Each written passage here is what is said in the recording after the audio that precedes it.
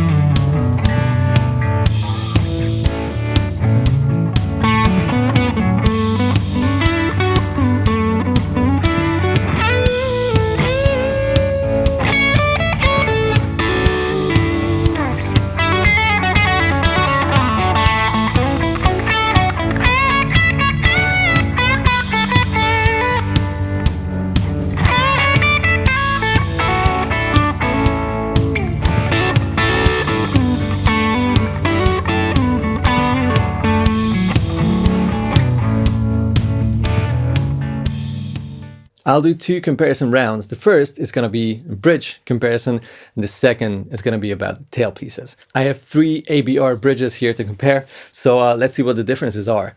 This is a Gibson aftermarket ABR1 bridge. This is something you can just go ahead and buy without purchasing a guitar. And this shape is, of course, vintage spec, so it's narrow, it has the right spacing, etc. And one thing is interesting about this, I had to file in the saddles for the strings, obviously, and that's where you get through the plating, the nickel or chrome plating, and that's where you should see a yellow metal come to shine, which should be the brass material of the saddles. That would be vintage correct. And this didn't turn yellow when I filed the saddles for the strings. So I'm guessing this whole bridge, including the saddles, is made out of some sort of a zinc alloy, some easy to mass produce alloy, really. So that's going to be the first bridge. The second one is the original bridge of this 50th reissue guitar, which looks like this. This one looks pretty much identical. This one has brass saddles, and you can see the yellow metal of the saddles right there where you file the grooves for the strings. But the main part of the bridge is not brass. It's probably, again, the same sort of easy to mass produce alloy. And this is the third bridge, which is a super high quality German-made ABM bridge. It's the same size, it's an ABR style bridge, but it's fully made out of brass. Not only the saddles, like here, but the whole bridge is built out of brass. It is also heavier, just a little bit, but you can definitely tell. Yeah, looking forward to seeing, or rather hearing, the differences, if there are any. A few more words about the recording method I'm using here. I guess that's very much relevant and you should know about it when we're doing a comparison. I'm going with the guitar straight into the amp for the clean parts, the clean playings, and the amp is the Rev Dynamis 740, which has a very honest sounding clean channel. And then for the Overdriven comparison rounds, I use the Caslater Toxic Twins Overdrive, only the left side of it, which has a kind of a blues breaker pedal kind of voicing. It's again, it has its character, but it's a very sweet, super dynamic low gain overdrive pedal. The strings I'm using today are the DR strings tight fit round core strings. These are 10 to 46. I really like these nickel plated steel, very nice and balanced sounding strings, and I over wrap them, which doesn't mean anything. It's just something that I like. It feels nicer to me and I like the looks, so yeah, it doesn't change too much, not in terms of tone for sure.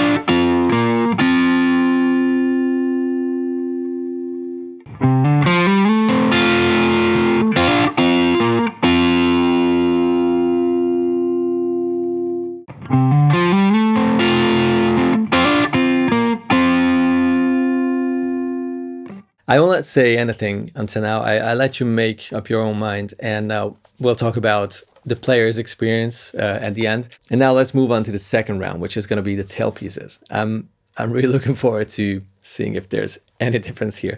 I'll use two tailpieces. The first is going to be this standard Gibson, probably like zinc alloy, inexpensive tailpiece that came off my 1994 Les Paul Standard. And the other one is this super lightweight aluminium, or aluminum if you're in the US, ABM, made in Germany, top quality tailpiece. And yeah, we'll see.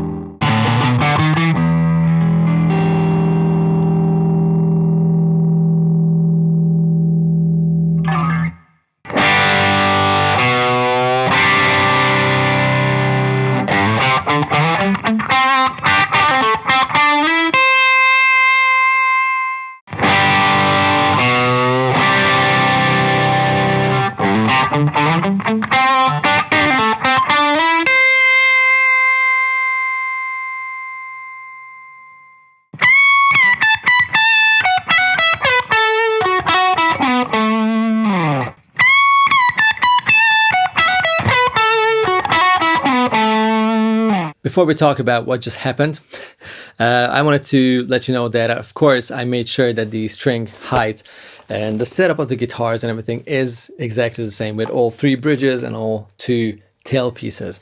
I had the on the sixth string around 1.7 millimeters, relatively low, and 1.3 for the high E string.